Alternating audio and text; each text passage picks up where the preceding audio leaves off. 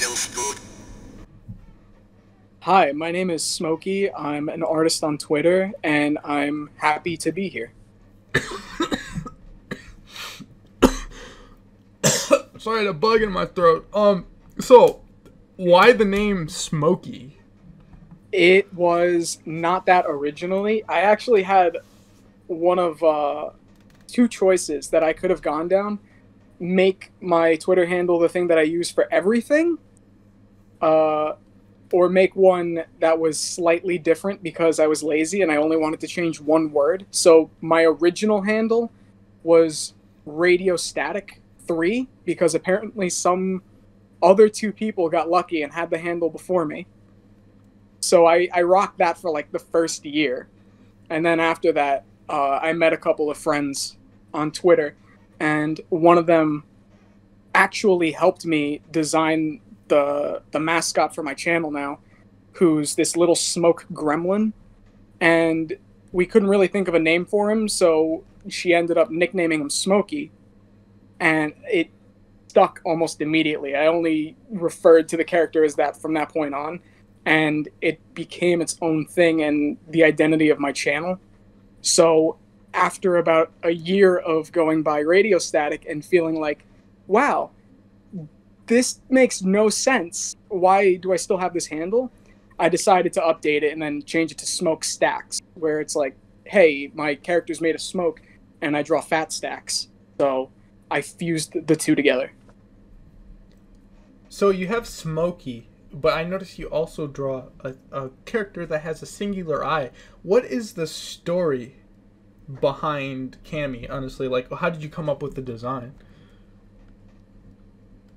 Lazily, I put it together in about 10 minutes. I mostly designed her head as like a cacodemon, sort of like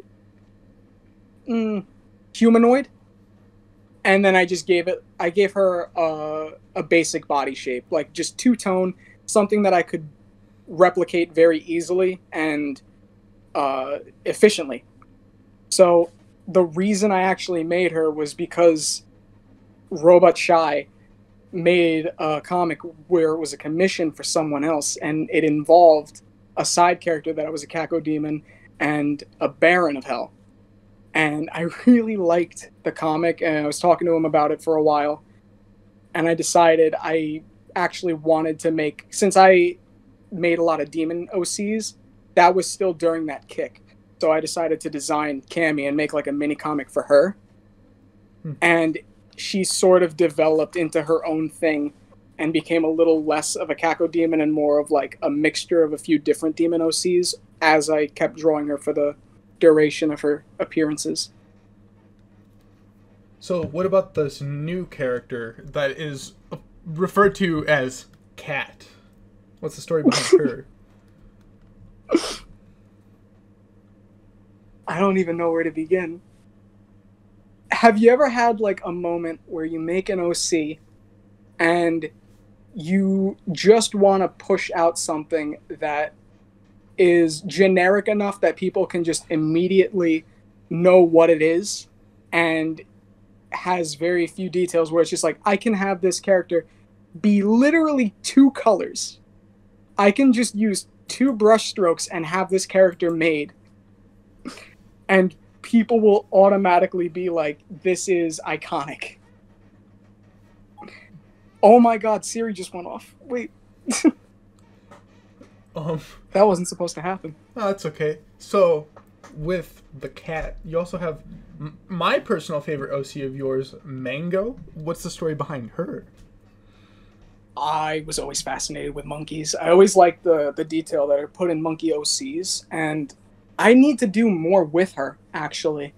I made her a mechanic originally, and I think I only drew two, not even, I drew one picture of her actually working with the jumpsuit and everything. And I need to go back. I need to actually flesh out her outfit, add more to her backstory. Because what I wanted originally was a literal grease monkey. Because I thought that that would be like a funny word on play, and then also have the OC be a monkey. It was just during a kick where I thought those OCs were detailed enough to learn good anatomy when it came to drawing hands and figures, and the design was interesting enough to basically keep me motivated for the duration of the process. So I know this one character is more like Smokii kind of in like her more simplistic design. But other than a few like tiny things here, are you ever gonna draw more of Claire? Oh my god. I think I brought it back recently actually, but I'm thinking about changing her design a bit. I feel like I ended up at one point making all my OCs kind of blend together with features, and I need to think of ways to make her more demon like. And since she's technically a succubus, I wanted to give her a sort of like half humanoid physique, and then like the other half probably give her like digigrade legs, more like goat hooves or something. I was mulling over the idea in my head, but like it's ranging from that to talons, and I love the character. She's supposed to be sort of like Spitfire character, very hot headed, but also laid back, really lax when the time calls for it. And I could probably think of a few good ideas for mini comics involving her basically just being a sort of reason that events escalate to problems that need to be solved or resolved. That's one certain way of putting it into increasing thickness. But I would also ask, you mentioned talons. I was not able to specifically find a name, perhaps that's from my lack of research on the character, but what about your burb? Who is that, and what can you tell me about her? Palm. Uh, Funny story. I actually made that character because around that time I was seeing a lot of influx with OCs that were birds, and Boot and Queeve, that duo and just their designs were pretty much the reason I wanted to make Palm to begin with. And when I make a lot of my OCs, it's just like it's a one note thing. They're only there to serve like one purpose. They get big. And I haven't really dove into Palm's story. I kind of like washed it out as I kept drawing her. But originally she was supposed to be a bird where she was supposed to be a fitness bird. And any picture that she was in where she was just overweight or like her clothes were like it was like a wardrobe malfunction, she was always supposed to say something that was like a piece of health advice that is actually good if you take it, but she never does. So I don't know why I stopped that trend. I think going back to it, I could probably think of a few scenarios where it would make sense and it would be pretty convenient for her to say something hypocritical.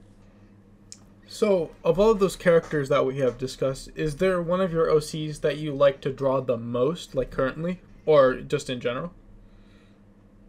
I think the one that I like drawing the most out of all of the OCs that I have, if I need to warm up, do like quick sketches, it's Smokii, because he's the quickest one that I can think of the design on the fly, because he's just a small silhouette character. He doesn't really have a shape. You can pretty much make him whatever you need for the moment. But I would say out of the whole cast, my favorite OC to draw is definitely Cammy. So, with some of these OCs and stuff, I noticed with Mango a little bit, kind of, it seemed like there was like a little bit of a sequence going on. You also mentioned comics with Claire, but are you planning on like making a comic, like a comic series, or ever doing like sequences? Because I think you do very good in your style with those. Any comments on that? Well, one of the inspirations I had for comic making was Brian Lee O'Malley and the whole Scott Pilgrim thing. And I was thinking, before I even started Twitter, I actually had this idea for a traveling merchant, and I had the notes for the designs and everything in this little leather book that I had when I used to go to work, and I would tally notes about what I was going to make the characters like.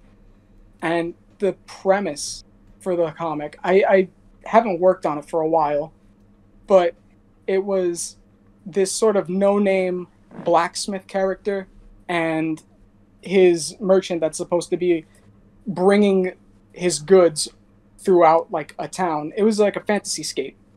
He was supposed to bring out the goods. Adventurers would in turn buy the weapons, and it was supposed to be like an NPC sort of deal where you go to a merchant. He doesn't really do much. He's just sort of lax, gives out the weapons, but like you never really see what happens beyond that. So the idea for the story was you actually follow this merchant, and he has to get sent on these quests to get materials to make all of the weapons, enchantments, and basically like fund the blacksmith with tools and stuff, so he could actually like keep the business running. And the missions were clearly way too much for him to handle. Even like the small stuff, like a goblin would come up and just basically steal all of his stuff and like toss him around. And then adventurers would come in randomly, and basically they would be the crux of the action for the story.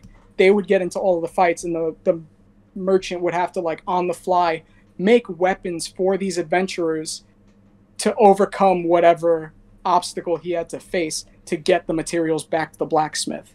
And it would sort of be like this ongoing case of misadventures. So you also have many OCs, as we mentioned, and also some maybe upcoming comics, but I noticed you draw a lot of, or you used to draw a lot of Night in the Woods. Do you have any like thoughts on May? Are you ever going to draw any more characters from the series?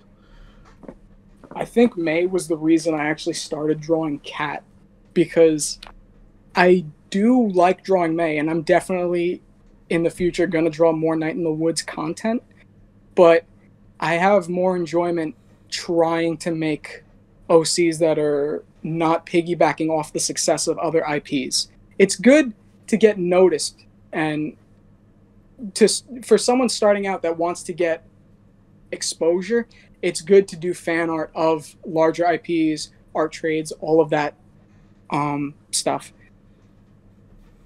Eventually, I'll go back to drawing those characters, but for now, I was focusing more on trying to personalize the cast that I've created. I mean, May's great. Her character design and color palette are simple enough but pleasing. It's probably about the same chance of me coming back to that and drawing more of those characters. Probably Greg, because I haven't drawn him at all, and I don't know why. I'm probably going to end up drawing that cast again later, along with a couple more Animal Crossing characters. So, especially with Cat, I noticed that you recently just posted an animation about them, and it's one of your first animations. In the future, are you going to try to divvy up and do animations and fully rendered pieces? Or are you just going to try to focus on one or the other? I'm going to mostly focus on practicing with painting, actually. Different texture brushes and rendering out pieces that way. I want to go back to animation for GIFs, for short sequences, because I don't have a program that allows me to do anything beyond traditional. So it's a really time-consuming process, and I don't currently have the knowledge as to do proper in-between frames and keyframes. So I'm still going to practice a lot more and learn that process of making it smoother. So I've got a few ideas lined up in the future for when I return to animation. But for now, I'm just going to focus on sketching, gesture drawing, and a couple more fully rendered pieces. But my big thing, I am going to try and force some more backgrounds, because a lot of my pieces exist in a negative space, and it kind of feels weird to look back on that. So do you have any favorite artists that you look up to, especially like animation or traditional? Well, traditional by singular pieces. I mean, non-motion. Do you have any favorite artists that you like to look up to or that inspire you? For style, I definitely look up to Brian Lee O'Malley. His style is simplified, it's iconic. The color choices that he used, it's it blows me away because it's it sets the theme so well. For any piece that he does, it oozes style, and it impressed me so much. That was probably the main reason I even began drawing, because the first time that I actually started appreciating the medium was after I started reading his Scott Pilgrim series, and then I picked up Lost at Sea. Pretty much everything about that was what I was trying to go for in my safe for work style.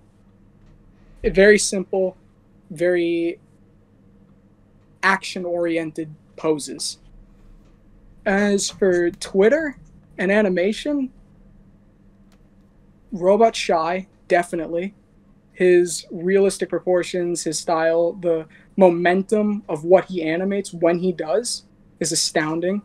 Box Mingle, definitely great. He's a well rounded and skilled individual as well. His animations have a sort of fluidity to them that are really hard to replicate, and he gets major props for that. There's also Skip D, she's great. There's a ton of animators and artists that, if I had a list in front of me, I could name all of them, but going off the top of my head, those are the ones that spur right to the top. And I don't want to like exclude anyone. I don't want to leave anyone out.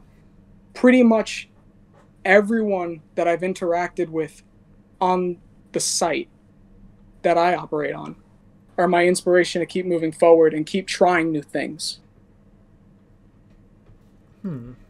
So, you have a bunch of favorite artists, but do you have a favorite piece that you worked on?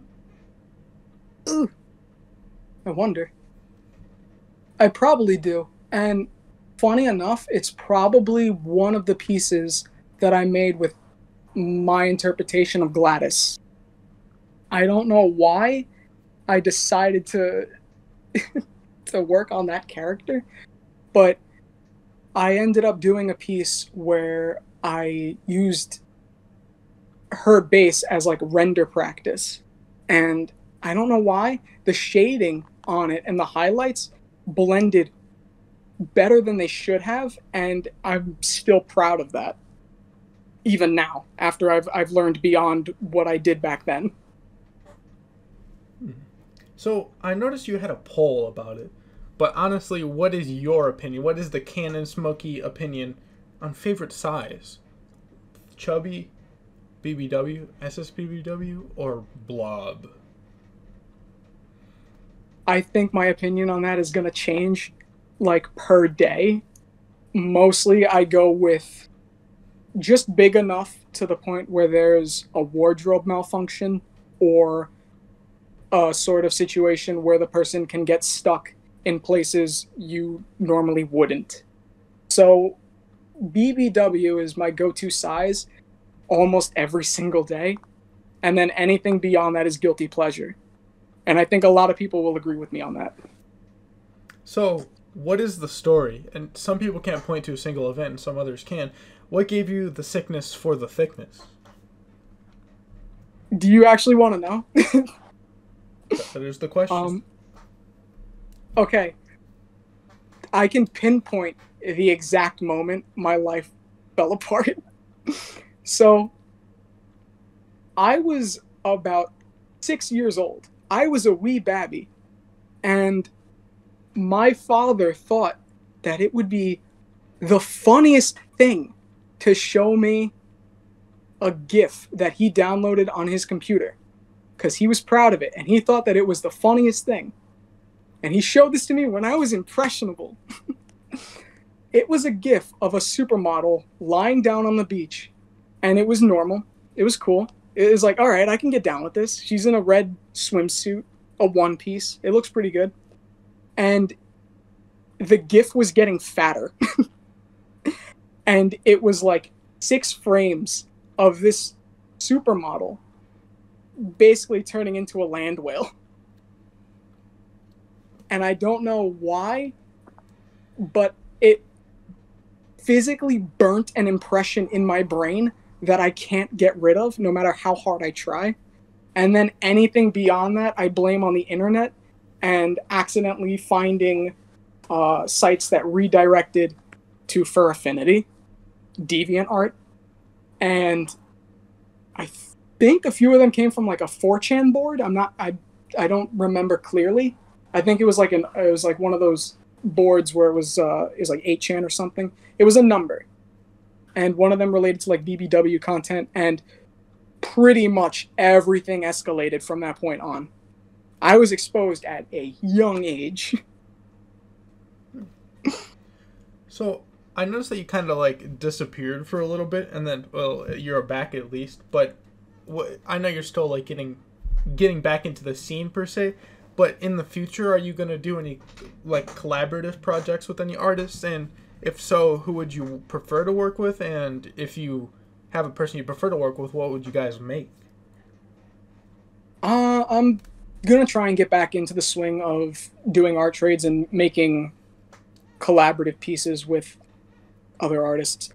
My issue was I felt a lot of my work, when I stagnated, didn't exactly match the level of other artists where you can see their effort and it was exemplified in their style and everything, and it looked great with all their detail. And then I would kind of fizzle out at a certain point because I sort of lose my way with a piece if I spend too long on it. And it sets up like a block where I can't finish it, and it looks like an incomplete piece. And even though it's not, it feels like I didn't do enough to bring it all together. So moving forward, I'm gonna do my best to get rid of that block and then collaborate with as many people as they want with me. Maybe I worded that wrong. Collaborate with others that are interested in collaboration with me.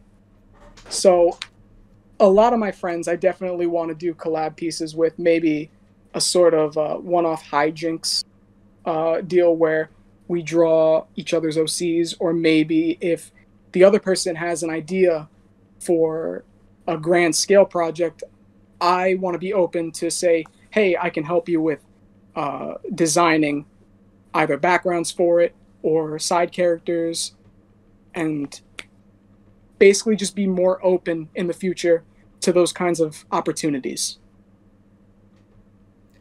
So this is more, I suppose, far-fetched to say. I don't know, but this is in like the future. But you mentioned it a little bit. But do you have like a ultimate goal that you're working towards that you really want to see yourself at? Like, where do you see yourself next year or in the future? For Twitter, it's definitely going to be like a side thing for me, more or less a hobby, just to, I guess, de-stress and learn a thing or two about specific ways to draw and like improve content. But for goals in real life, or away from the internet scene, I definitely want to finish up my degree for graphic design and communications, because I want to end up finding a sort of career in designing advertising and graphic decals for companies. I actually was talking to someone from one of my older jobs who works with a sewer company, and they wanted me to design their logo. So my next step is actually going through with that and then figuring out exactly what that client wants. And then beyond that, if I decide to do more with Twitter, eventually merchandise. I want to break out and I want to make pins. I want to make hats, apparel. I feel like that would be, if anything, the next big step that I do. So, apparently there's a lot to look forward to in your future, but is there anything that you would want your fans to know specifically? Like why I love you. Like anything in particular? The serious thing that I want to share with fans of mine, just be kind to one another, be a good individual, and if you see someone that needs help, reach out to them, because that's going to be the thing that pushes you forward as an individual. You'll be made a better person for it, and then they'll be happier for it. That's the only thing, only true message I have to deliver to anyone, is to just share kindness. That's all. Now, my important question that I ask everybody, that I'm sure you know is coming, that truly a lot of people do not know the answer to. Shay gave us part of the answer for his experiences in intertravel flight, and Aimbot Jones broke down the joke into a more philosophical level. But, my friend, do you have anything closer that could bring us to an answer of what the deal with airline food is? Why is airline food? I mean, a lot of people eat it in the airports. They don't actually like... I don't eat the food that they actually have on the plane because it's kind of bunk, or at least Spirit Airline is. And JetBlue, they've got like good ginger ale. That's it. That's all I really take from them. Their pretzels are stale. I feel like they just don't care. A lot of airlines, they give up, and they kind of just scrap together what they can with cheap ingredients, and it shows. They're not hiding it. This is very interesting. Perhaps now we have the other side. We had the luxury aspect of it with home-cooked meals from Shay's Germany to America transatlantic flights. But now we have the more state-to-state endeavors of more of the average man. Now we can maybe finally get a bigger picture if we can find somewhere in the middle and maybe find the deal with airline food. And now my final question for you, my friend, is would you like to get a blanket, cuddle up, and watch FNAF Let's Plays? Only if it's Jacksepticeye or Markiplier, I am down. But, do you have a Snuggie?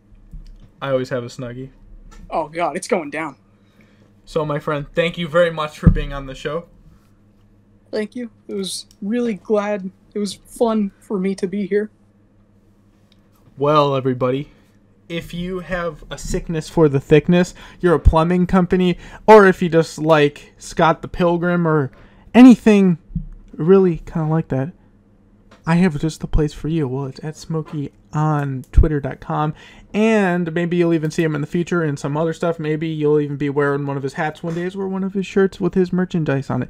Thank you so much for watching, everybody. I hope to see you in the next one. I'm thinking. No talk! One chance, Mason. We'll take it. Okay. Bang! You can't kill me!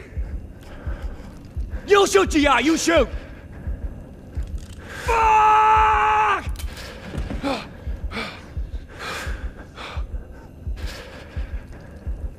This time, do it. In line! Ready. Play. Bang! 6 and 8 o'clock.